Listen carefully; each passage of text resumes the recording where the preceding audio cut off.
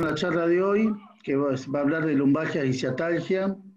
La idea es hacer un pantallazo global de varios aspectos anatómicos, fisiológicos, y ver un poquito de estudios, y más que nada charlar de cómo se nos presenta el paciente y cuáles van a ser nuestra actitud frente al mismo, ¿no? Desde el punto de vista anatómico, vamos a saber, obviamente, que la región lumbar está integrada o formada por vértebras lumbares. Asimismo, estas asociadas a ligamentos que le ayudan a la estabilidad, junto con los discos lumbares, que también participan en la estabilidad de la misma, los músculos de la pared anterior y lateral y los músculos de la pared posterior, ¿sí? Bueno, un poquito más que nada saber que las vértebras lumbares son las que soportan la carga axial, son las que intervienen también en la movilidad y obviamente en la protección, porque es la que le da como estuche al canal, a la médula ósea. Desde el punto de vista de los discos lumbares, ellos sabemos que intervienen en la amortiguación, obviamente facilitan la articulación de las vértebras entre sí y trabajan en la estabilización, ¿sí? Los discos lumbares es un tema muy importante a tener en cuenta después porque algunas de las patologías lumbares que se van a reflejar en dolor lumbar o en ciatalgia van a estar relacionadas con los discos lumbares y obviamente cómo se encara y cómo se maneja este tipo de patologías es lo que va a tratar de resolver la patología de los pacientes. En la anatomía, los músculos de la pared anterior, tenemos el recto anterior abdominal, el piramidal, el transverso del abdomen y los oblicuos externo e interno, de afuera hacia adentro, el externo, el interno y el transverso. Todos ellos le dan estabilidad y participan en la flexión del tronco junto con las rotaciones.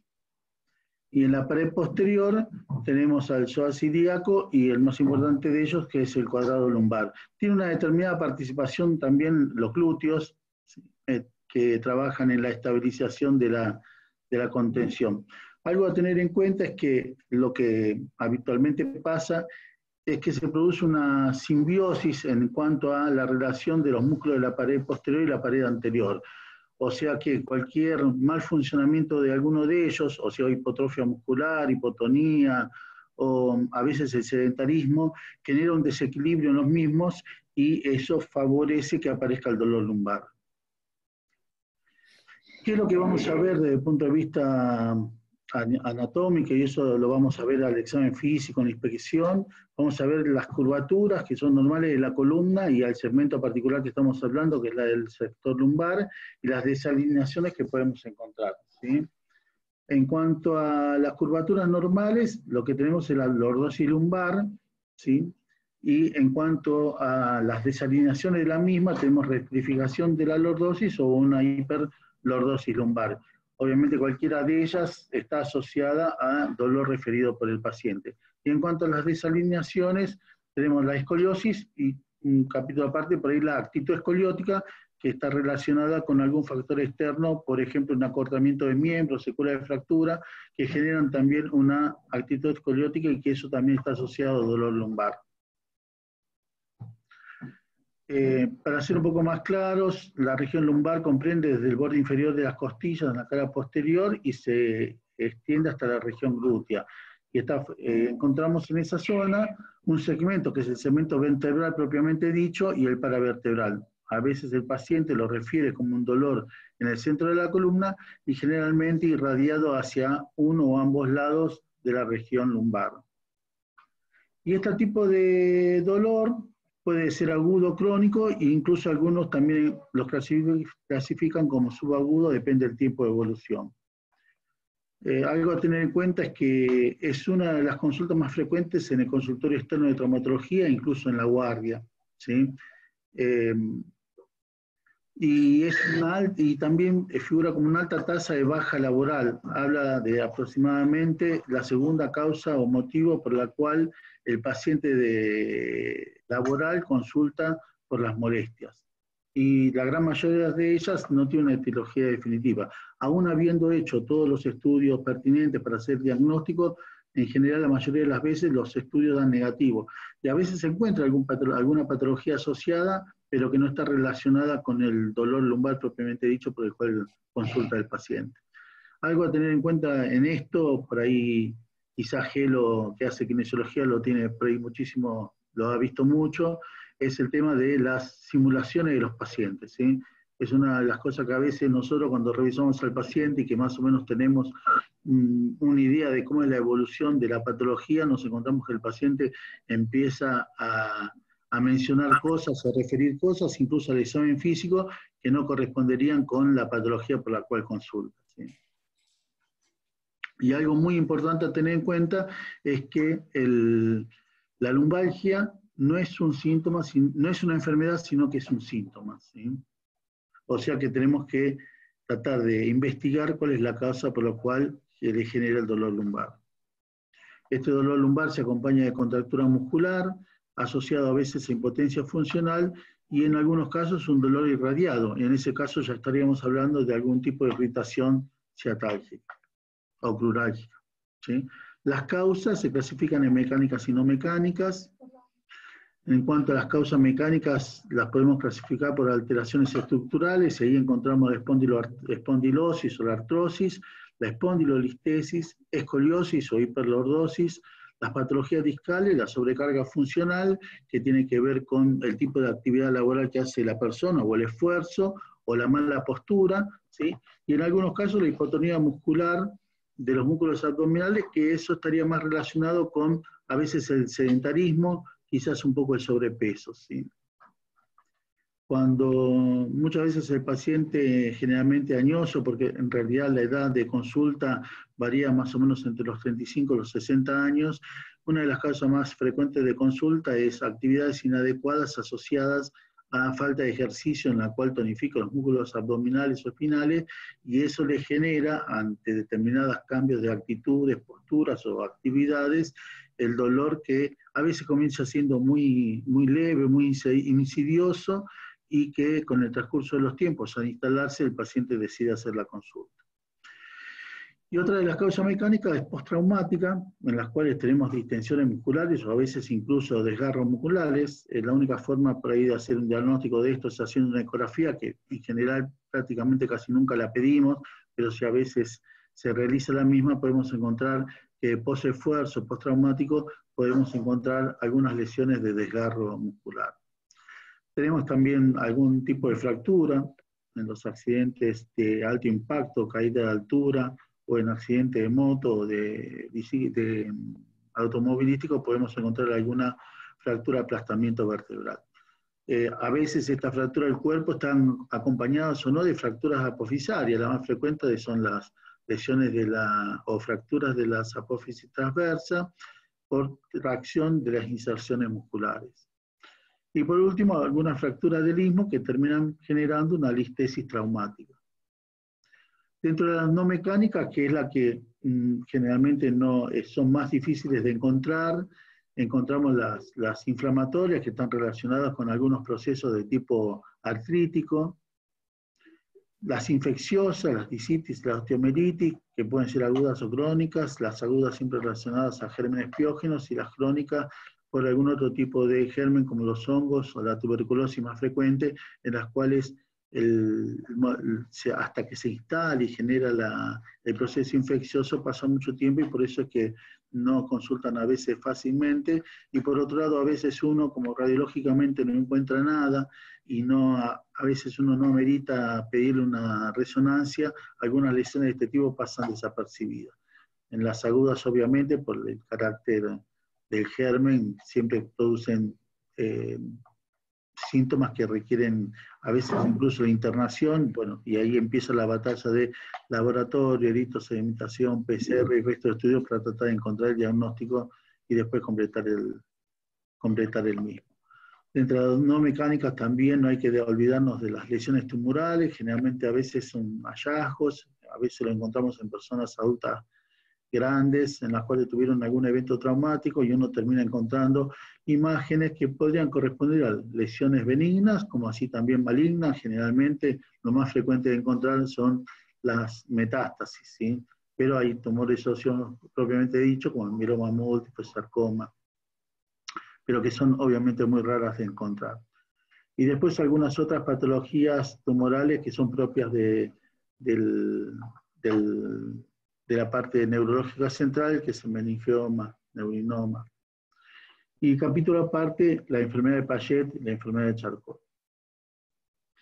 Bueno, partiendo de que la causa, que es un motivo de consulta muy frecuente y que la causa principal a veces es desconocida o no la podemos llegar a hacer el diagnóstico, tenemos que clasificarlas por el tiempo de evolución en el cual consulta el paciente. Las agudas son menos de 6 semanas, y después hay una parte subagudas que las clasifican entre las 6 y las 12 semanas, y las crónicas mayor de las 12 semanas. Cuando revisamos al paciente, siempre es conveniente que el paciente esté prácticamente desnudo, en ropa interior. Es la mejor forma de poder observar algunos aspectos que uno puede encontrar al revisarlo, y parado, ¿sí? Y en ella evaluamos el triángulo de la talla, o sea, vemos los contornos del tronco con respecto al brazo, vemos la altura de los hombros, las alturas de lo que correspondería a la cintura, que nos estaría dando indirectamente la altura de las crestas ilíacas.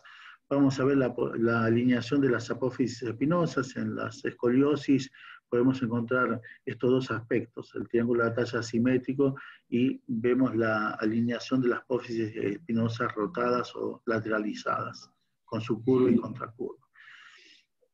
También vemos la postura, a veces el dolor que se localiza en alguno de los lados, hace que el paciente adopte una posición que le produzca relajación de la zona, y el paciente entonces adopta posturas que son antálgicas.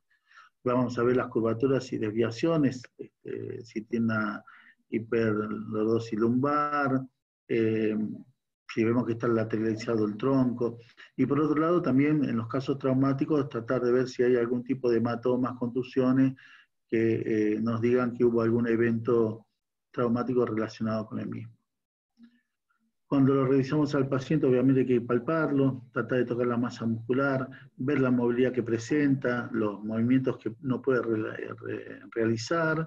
Vamos a evaluar los reflejos, ¿sí? Esto cuando el paciente presenta signos de irritación hacia los miembros inferiores, es conveniente hacer los reflejos y de esa forma ver si presenta algún tipo de hiporreflexia o en algunos casos, por otro motivo, hiperreflexia.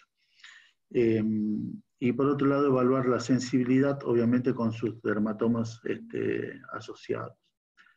En la exploración física, la maniobra más común de hacer cuando el paciente presenta irritación de la raíz nerviosa es la maniobra de la SEC, paciente acostado, recúbito dorsal, pierna extendida, levantamos la pierna, y generalmente entre los 30 y los 60 grados el paciente siente un dolor irradiado por la cara posterior del muslo.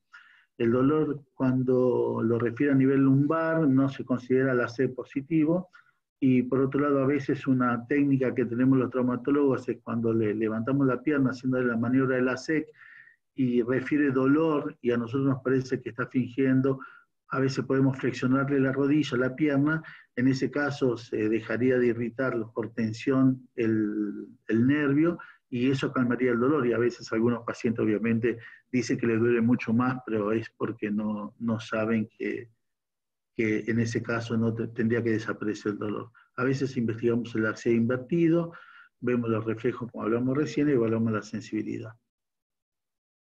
Con respecto al dolor radicular, es un dolor irradiado hacia los miembros inferiores, es un dolor intenso, neurítico, ¿sí? Que a veces no permite el descanso nocturno, a diferencia del dolor lumbar, propiamente dicho, que el dolor lumbar es un dolor que está relacionado con las actividades, nos agachamos, nos duele, estamos mucho tiempo parados caminando, nos duele, el dolor, pero en reposo calma, o sea, el paciente se sienta, se acuesta, si bien a veces cuesta encontrar una posición de descanso, después calma el dolor. En cambio, el dolor por irritación del nervio genera dolor incluso estando sentado o acostado.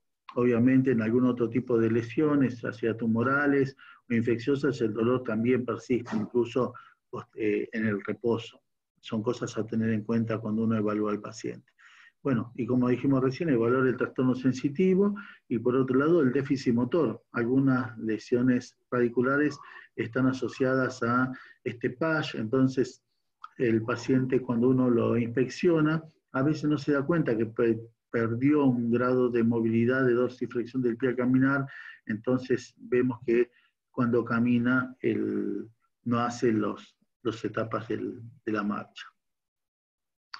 Cuando evaluamos los reflejos osteomusculares, evaluamos el rotuliano, el E2, L3, principalmente L4, el aquiliano S1, bueno, y volvemos otra vez a lo mismo, siempre tratando de ver los trastornos sensitivos y motores.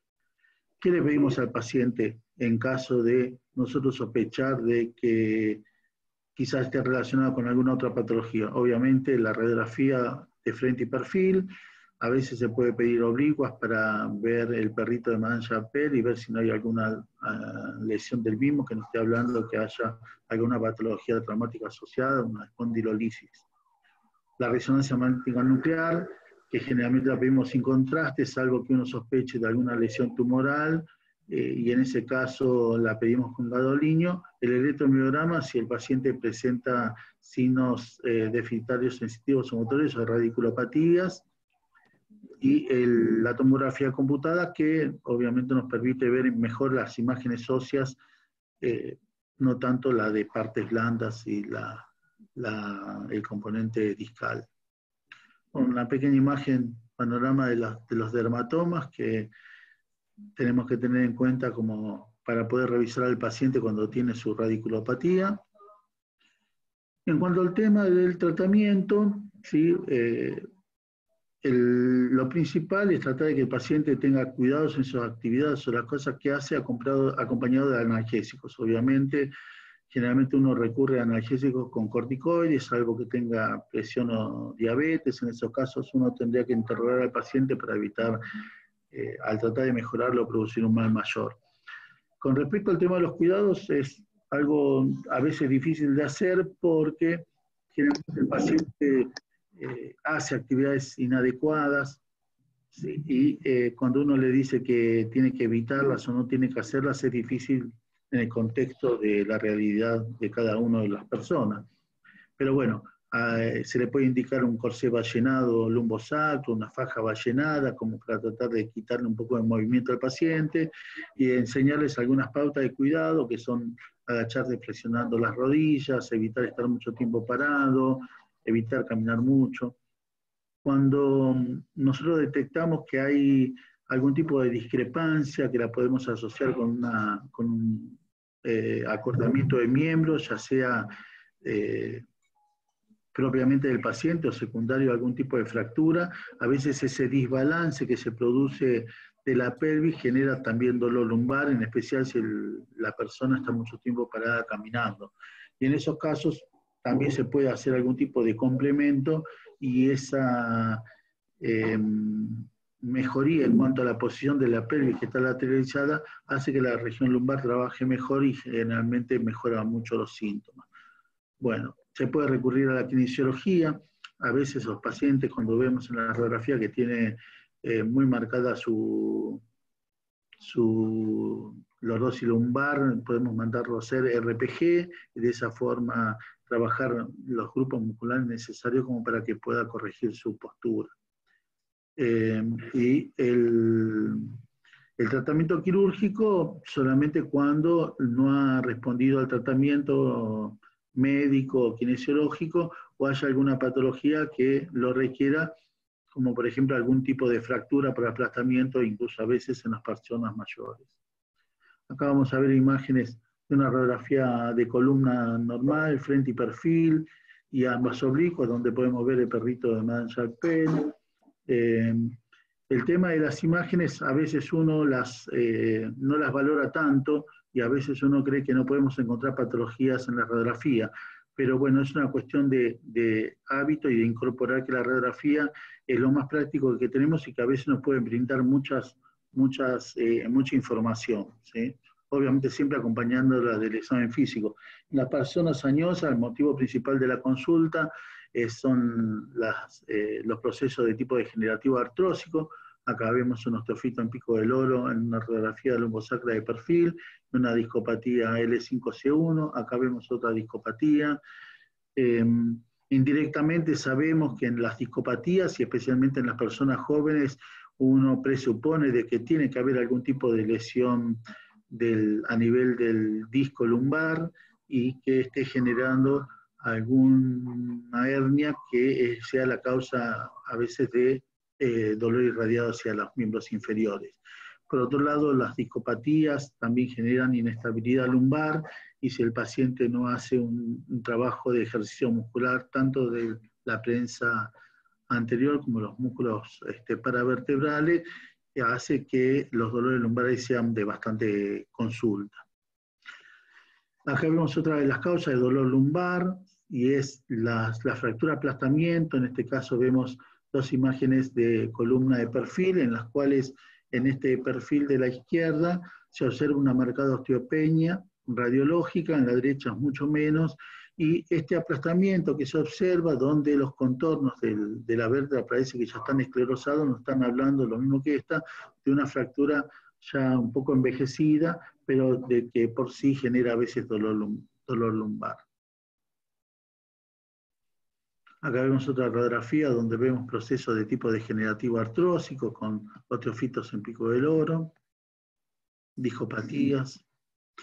Acá es un caso de un paciente con una escoliosis, ¿sí? Donde vemos una discrepancia, vemos que la cresta ilíaca derecha está mucho más elevada que la izquierda, y está acompañada de una escoliosis con una seguramente actitud escoliática relacionada con esto, en la cual se le colocó un realce, y al colocar el realce la columna mejoró su actitud. Si bien la escoliosis propiamente dicha no la vamos a solucionar porque obviamente con la corrección no se mejora, pero sí se compensa la pelvis y hace que el componente de esta desviación, que es parte escoliosis, parte actitud escoliótica, mejore una de ellas, que la actitud escoliótica, y el paciente siente mejoría del dolor. A esto obviamente hay que acompañarlo de ejercitación de los grupos musculares. Acá vemos otra escoliosis con actitud escoliótica, miembro inferior derecho más alto que el izquierdo, se lo compensa, mejora su actitud, obviamente a lo mismo de recién, hay que tratar de trabajar a partir de ello, el fortalecimiento muscular y tratar de cuidarse en las posturas. Si está en sobrepeso, también es importante el tema de la mejoría del sobrepeso. Acá vemos una imagen de resonancia magnética nuclear, donde vemos un disco que está deshidratado, ¿sí? Y que esto sabemos que va a generar algún tipo de protrusión o hernia de disco, ¿sí? Acá vemos un ahumamiento del disco y una hernia small. Acá vemos otra, está hablando de que un disco enfermo y que obviamente va a traer sintomatología de dolor lumbar. Acá vemos una hernia de disco franca. Acá vemos unas imágenes de resonancia donde vemos las protrusiones que están comprimiendo la salida de la raíz nerviosa del lado izquierdo. Obviamente el paciente va a sentir, entonces en este caso seguramente, dolor irritable hacia el miembro inferior izquierdo, y quizás con algún tipo de componente de déficit motor. Acá vemos otras causas de consulta de dolor lumbar, que es la espondilolistesis, que genera, en las personas grandes casi siempre es de tipo degenerativo, y a veces lo podemos encontrar en personas jóvenes también, ¿sí? Que no tienen que ver con eventos traumáticos. Esto genera inestabilidad, una pseudoprotrusión y dolor lumbar asociado.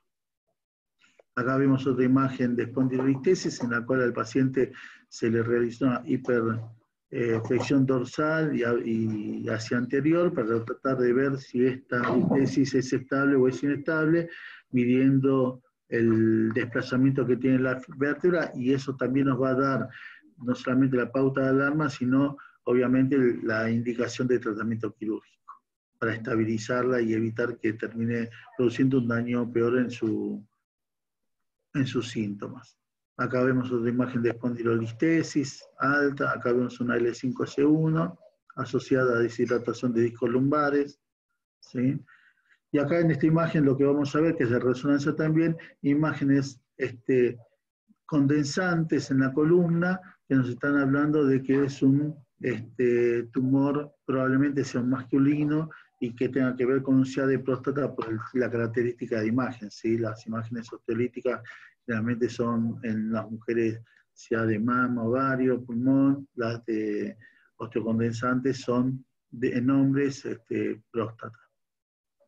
Y en las causas traumáticas, acá, si bien no es la zona lumbar, pero trabaja en conjunto a L5S1, vemos una fractura postraumática a nivel del sacro, del alerón izquierdo, que obviamente este tipo de patologías de tratamiento quirúrgico es un paciente que tenía un determinado déficit motor. Bueno, nada más que eso. Perfecto. Sí, perfecto. Bueno, bárbaro. Yo les pido disculpas, no soy muy hablador, pero bueno, armé más o menos una charla como para que de dar lo que me parece más importante para el traumatólogo general. Como bien dijiste, el dolor lumbar isquiático es la principal causa de inactividad. En Estados Unidos es un índice casi del 85% de la afectación en algún momento de su vida activa del hombre mayor de trabajo, y le causa, ellos ya lo tienen tabulado, un costo de casi 20.000 millones de dólares anuales en todo Estados Unidos.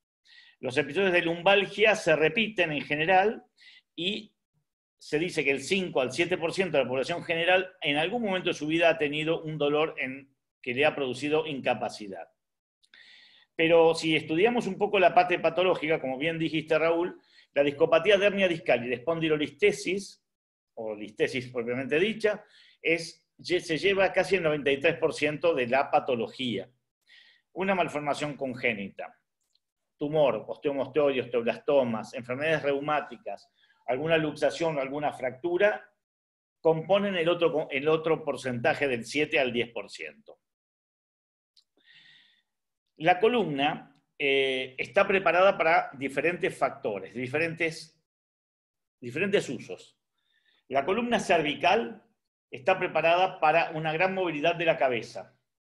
Nos permite ir hacia adelante, hacia atrás, rotacional. La columna torácica no tiene casi movimiento porque tiene que guardar la parte respiratoria. Y la columna lumbar es una columna que debe sostener y soportar cargas. Por lo tanto, la columna cervical nos va a presentar un mayor patología de artrosis y de espondilosis. Va a tener también sus hernias de disco, pero van a ser asociadas a un canal más chico, a una osteofitosis, contra la columna lumbar, que es la que llega toda la carga y que va a tener más componentes discales, propiamente dicho. Si tomamos en cuenta que los discos deben ir aumentando de tamaño a medida que vayan de L1 a L5, sabemos que el quinto disco compuesto entre la quinta vértebra y la primera sacra es la de mayor altura. Ya de por sí, al mirar una radiografía, como vos mostraste en tu momento, Raúl, o al ver una resonancia, se puede observar si hay o no una disminución discal y ya podemos ir orientando hacia dónde está esta patología. Con respecto al disco, ¿qué es el disco? El disco es un proteoglicano de alta densidad que está ubicado entre dos componentes óseos. Dame imagen acá. Nos permite, en la parte posterior, la faceta une una vértebra a la otra y en la parte anterior está unida por el disco. Entonces, quiero ver la imagen a ver si se ve bien. Perdón. Sí, pero no. Un segundo. No te veo. Ahí, este está. Ahí estás. Bien, entonces, la faceta posterior, las facetas nos contactan una vértebra con otra y nos permiten el movimiento. La zona anterior, que es la zona del cuerpo vertebral, va a ser el asiento del disco. El disco va a tener unas bandas, unas bandas firmes que van a sostener el núcleo pulposo. Ese núcleo pulposo deriva de la notocorda y es gelatinoso, de alta densidad y bien viscoso. La característica del disco es que no tiene, no le llega ninguna arteria. Entonces, su hidratación depende del cartílago hialino de las carillas articulares. Esto es importantísimo, Porque si yo le doy carga a los discos, por ejemplo, un pesista, un trabajador de puerto o el que anda a caballo, en fin, cualquier movimiento repetitivo va a lastimar y va a hacer que ese cartílago hialino pierda capacidad de intercambio acuoso y el disco va a tener menor hidratación. Esa deshidratación es el primer componente de enfermedad discal. Por otro lado, si nosotros tenemos en cuenta propiamente el disco, que tiene su anillo fibroso, y su ánulo, que se mueve hacia adelante y hacia atrás, desplazándose como si fuese un globo con agua adentro, y lo mantiene en el núcleo, amortigua la carga y suelta. Usted agarra una bolsa de 10 kilos de cal, la pone en el hombro, el disco baja, vuelta, tiro la bolsa, vuelve a levantar el disco. Me envalentono, agarro 20 kilos, lo llevo, me cuesta un poco, baja el disco, lo suelto. Agarro una bolsa de 50 kilos y siento un dolor agudo. ¿Qué pasó? La carilla articular se encastró una con otra, no aguantó la resistencia y por el nervio de Lunska le avisa que está dolorido, le avisa que está haciendo un esfuerzo máximo, que se está equivocando. Yo siempre digo en traumatología que el dolor es el avisador de que algo nos anda mal. El dolor, la rodilla se hincha y duele, entonces yo no la uso y no la sigo rompiendo. La espalda, el dolor lumbar, el dolor irradiado nos está hablando que hay algo que no debe hacerse, que hay que poner en reposo. En este diapositivo se puede ver lo que se llama protusión y extrusión discal. En la segunda parte, en la parte inferior, van a ver el disco visto de costado y en la otra visto desde arriba. Cuando vean la nomenclatura, en la resonancia magnética nuclear, va a decir protusión, herniación, es todo lo mismo. Yo lo pongo siempre en el mismo paquete. Y les digo, protusión o hernia es lo mismo. Entiendan una protusión, una hernia como si fuese un auto. Como yo trabajo con los choferes, les digo esto. Ustedes están en un auto y chocan. Entonces, una hernia es un choque. Ahora bien, podemos tener un choque total, con destrucción total del auto, o un choque muy tonto que solamente nos rompió un farolito. Pero los dos son choques.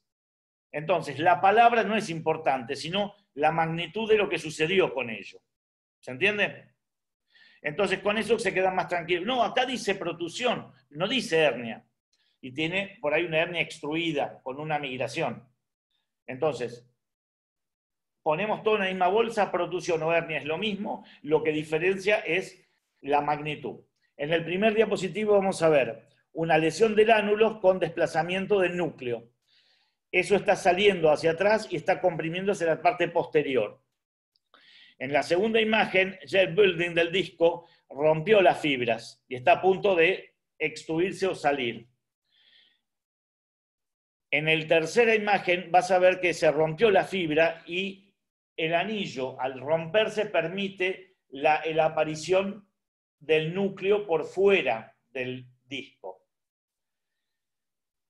La extrusión es cuando eso queda afuera y queda como un volumen ya importante. Y la migración o extrusión total es cuando el fragmento sale y se corta, no queda unido al sistema que está intradiscal.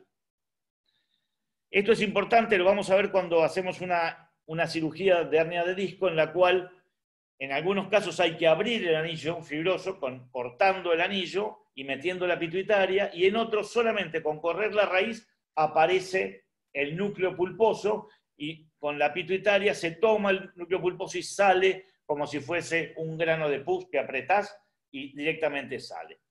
Entonces tenemos un fragmento libre, este atravesó el transligamentario y esto quedó dentro del sistema ligamentario. Recordemos que, no me gusta hacer una repatriación de anatomía porque cuando yo estudiaba me parecía re volante, pero básicamente tenemos un ligamento interespinoso, un ligamento anterior, un ligamento amarillo.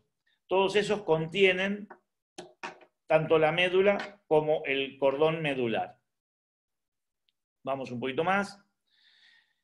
Esta es la disquisición de Friedman. Friedman habla de la lesión discal y dice que el disco tiene 5 características. En la A vamos a ver un núcleo blanco, fibroso, de buena calidad, bien brillante y que no sale de los bordes. En el número 2 ya es tipo intenso y empieza a alterarse y se ve una banda oscura en medio del disco. Quiere decir que ese disco ya está tocado. El 3 puede o no bajar de altura y hay una difusión del color, de la brillantez.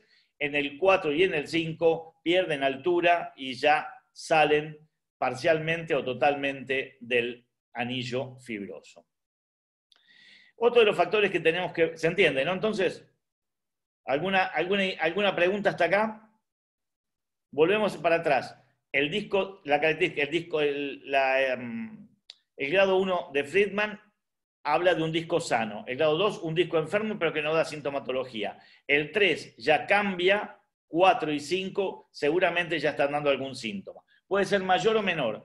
Hay gente que tiene una hernia de disco grande y que no tiene sintomatología. Hay gente que tiene una hernia de disco pequeña, pero es foraminal y va a tener una gran sintomatología.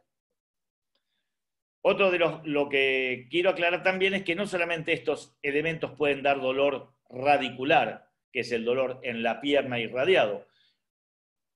Una alteración con degeneración facetaria, como esta, por ejemplo, donde tiene una hialinosis dentro de la faceta y un aumento de la luz, donde hay secuestros o donde hay gran artrosis, también, depende de su grado, puede o no dar una estrechez del foramen donde sale la raíz, dar sintomatología de hernia de disco y no ser una hernia de disco propiamente dicho.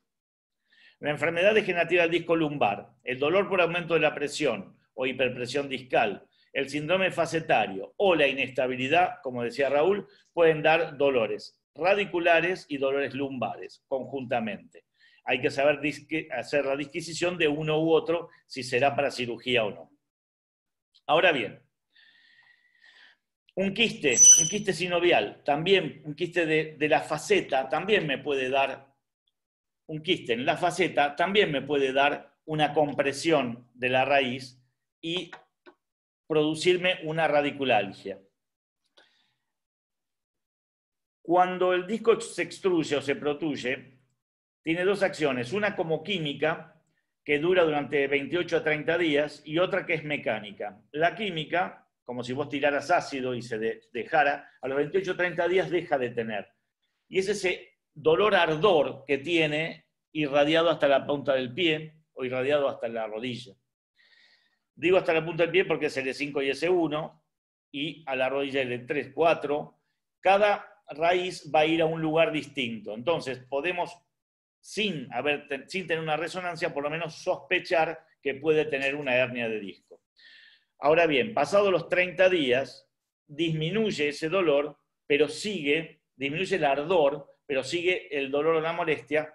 ¿Cuándo? Cuando tenemos maniobras de Valsalva, estornudamos, cuando movemos el intestino, cuando levantamos un peso, cuando nos levantan la pierna.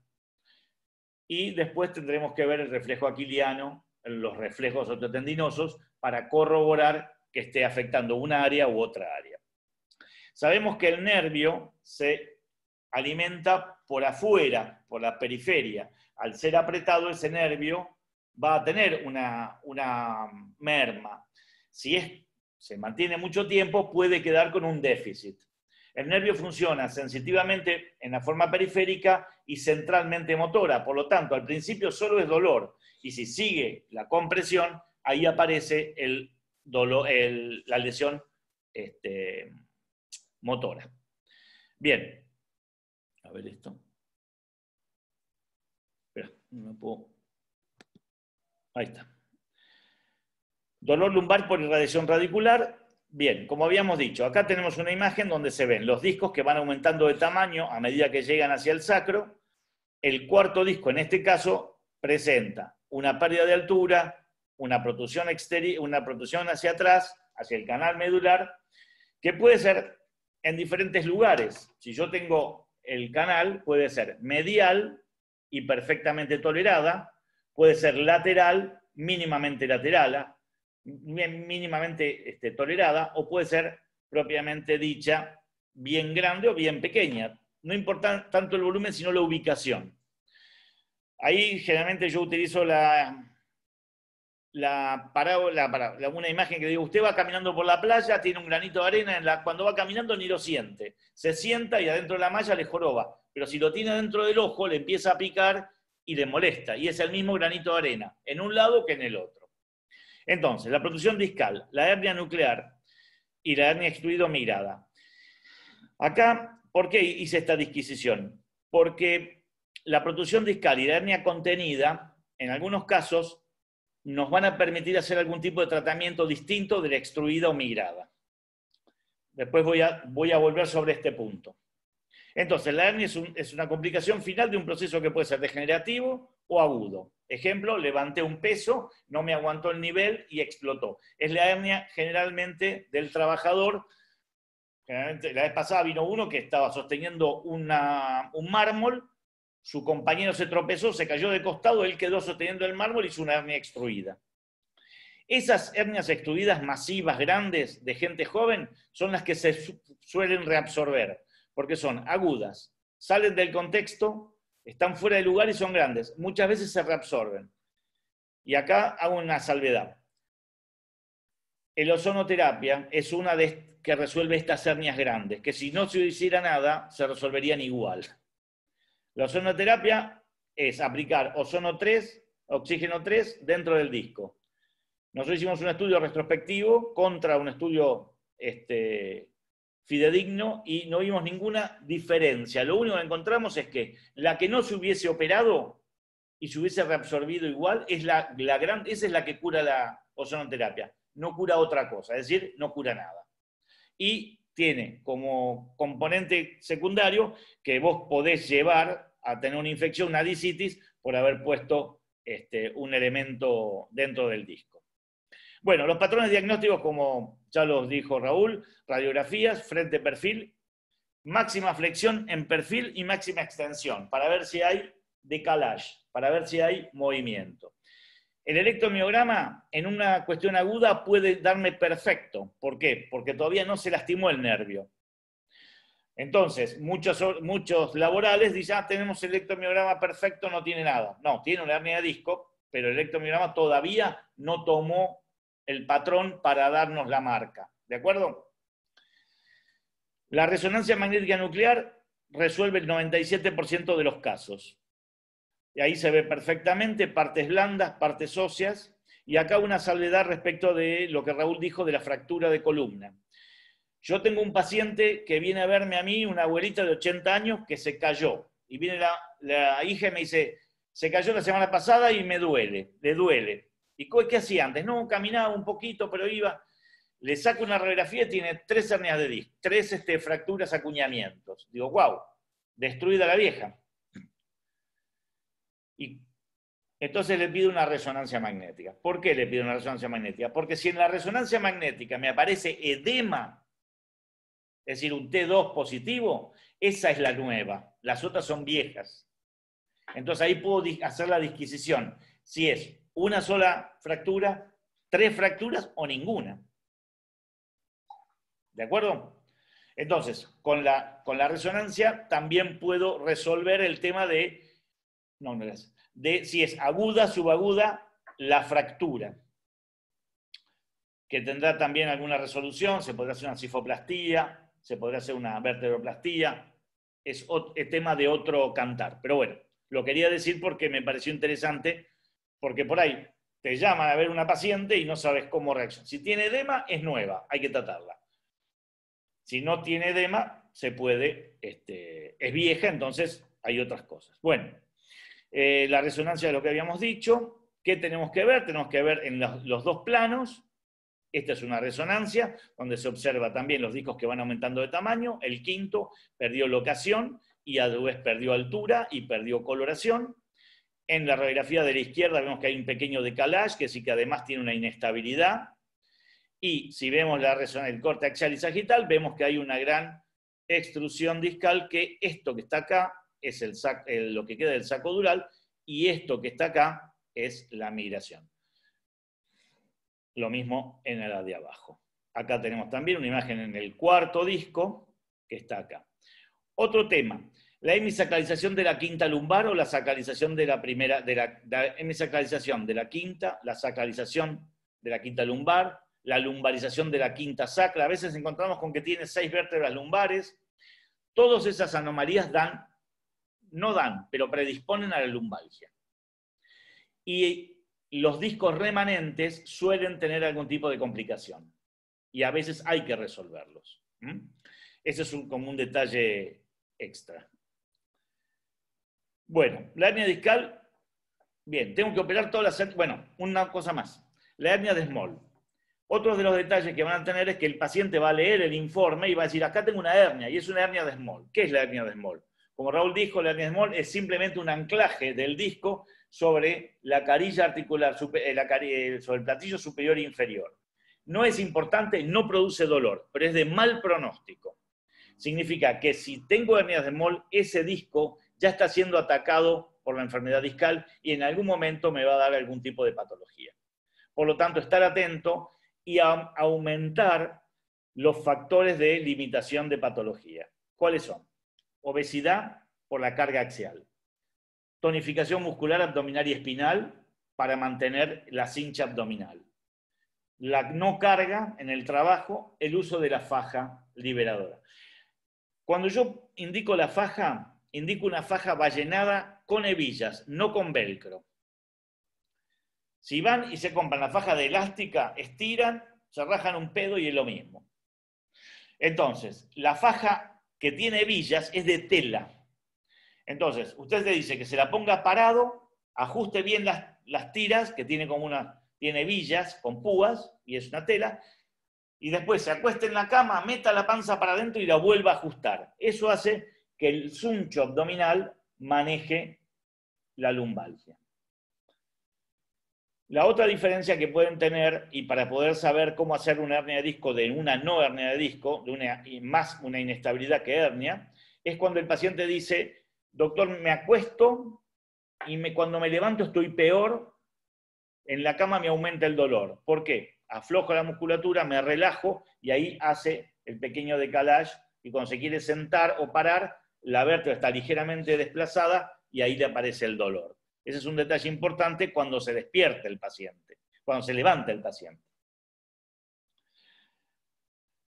De 100 hernias de 1000 pacientes que revisamos, vamos a tener 150 hernias, 100 hernias de disco. De las 100 hernias de disco, 18 son quirúrgicas, solo 18. Es decir, que es un porcentaje muy chico de cirugía que nosotros aplicamos. Bien, y ahora viene el tema del tratamiento. Como dijo Raúl, tratamiento médico, kinésico, ortésico, perfecto. Medicación, reposo. El paciente sigue con dolor y presenta una raíz comprimida. Si yo tengo un paciente joven con una raíz comprimida y es foraminal, no central, puedo intentar inclusive hacer esto que estamos trabajando nosotros, que es el bloqueo. Este es un disco que tiene una hernia foraminal. Hacemos la marcación, buscamos con esta marcación un punto a 30 grados y aplicamos una medicación que no es más que un corticoide con un anestésico. El anestésico sirve para calmar el dolor inmediatamente y a su vez saber para nosotros que es una prueba diagnóstica, porque yo con la anestesia lo duermo y a él no le duele y yo sé que esa es la raíz que está fastidiada. Y con eso, el 50% de los pacientes que llevan un bloqueo no se operan. Es decir, andan bien. Y los otros los vamos llevando. Otro tema, me olvidé de contarles, existe también la discografía y la mielografía, pero son estudios invasivos y se hace poco. La discografía se hace cuando uno sospecha o cuando uno no tiene seguro dónde está, cuál es el disco herniado. Son dos discos dudosos y no sabes cuál es el productor de dolor. Entonces se hace una discografía, si al hacer la discografía se reproduce el dolor, ese es el disco. Pero en general no es algo que hagamos habitualmente. Y la mielografía o la mielotac es algo que hacíamos cuando yo era residente hace 30 años y ahora con la resonancia de alta densidad no. Las resonancias son de diferentes calidades, no todas son iguales. No se queden con las de mala calidad porque no sirven. A veces tenemos que repetirlas 2 y 3 veces. y a veces la pedimos con contraste solamente para que lo hagan en un centro de calidad. Las que son de resonador abierto, peor calidad que las de resonador cerrado. Perdón, peor calidad que las de cerrado, sí. Bueno, el reintegro laboral en una disectomía es más rápido y en una disectomía con una artrodesis es más lento. Pero nosotros nos ha dado, por el tipo de patología que nosotros estamos trabajando con los laborales, con los colectiveros, que tienen una carga, un microtraumatismo constante por el auto, nosotros tratamos de no hacer disectomías en general, las tratamos con bloqueos, hacemos hasta 3 bloqueos por paciente si es necesario, y después, cuando ya no da más, recién operarlos para tener una resolución definitiva del caso. ¿Se entiende? ¿Alguna duda hasta acá? Bien. ¿Cuándo tenemos un problema? Cuando tenemos mala elección quirúrgica. Cuando se opera un paciente que no hay que operar, ese paciente nunca anda bien. O cuando me equivoco en la elección de, le hago una disectomía simple a un paciente inestable porque me olvidé de hacer las resonancias, las dinámicas y no vi que estaba inestable. Le saco material del disco y entonces baja de altura y además de bajar de altura se mueve más. El paciente no va a andar nunca bien. Hay varias técnicas para la cirugía de la hernia de disco. Tenemos la microcirugía o la microdisectomía, que es nada más que trabajar por disectores por medio de un tubo. Se busca la faceta, se hace una microdisectomía, se saca el núcleo herniado, nada más, se corta, pero no tiene que ser una hernia no migrada, no tiene que ser una hernia extruida, tiene que ser una hernia contenida, porque si no, cuando baja la altura, aumenta nuevamente el volumen de salida. La disectomía lumbar con la exploración de las hernias foraminales y la disectomía por hemifacetectomía. En realidad, lo que nosotros trabajamos es llegar a la hernia discal y tenemos que llegar a la hernia a través del músculo y la piel. Entonces, ¿qué hacemos? Incisión de piel a bisturí. Ahí bajo el electrobisturí a 20. ¿Por qué? Porque a mí no me gusta que sangre y no me gusta coagular el borde de piel con electro fuerte. Entonces lo pongo en 20, que me permite cortar despacito, coagular los vasitos, pero no me lastima el borde de piel. Entonces la cicatrización es mucho mejor.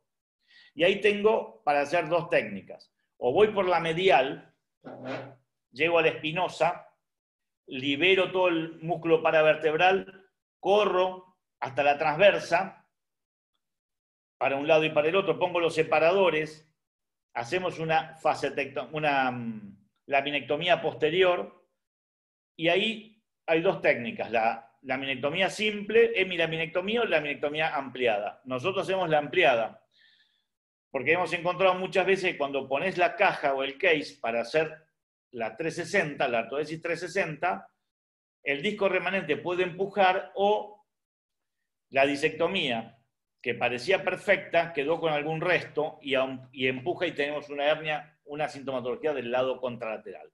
Pero básicamente llegamos, abrimos el ligamento común posterior, hacemos la ampliación, hacemos la separación con el separador de raíz, coagulamos con el electrobisturino, con el bipolar, todos los vasitos circundantes, cuidando y referenciando el pedículo, que la raíz bordea el pedículo, hacemos una incisión en cuadrado para sacar el disco, ponemos la pituitaria.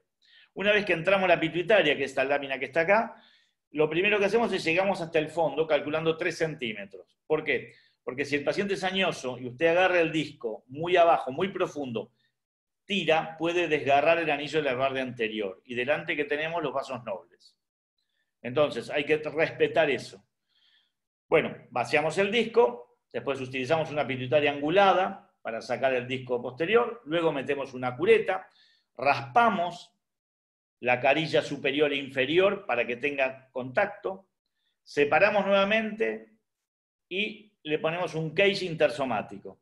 Eso nos da una buena superficie de adaptación, tiene un soporte anterior y dentro del case, como va con hueso autólogo, hace un puente óseo bien firme para que, junto con los tornillos transpediculares, hagamos la artrodesis anterior y posterior, artrodesis 360. Esta es la incisión medial, puede ser grande, pequeña, eso depende de cada uno.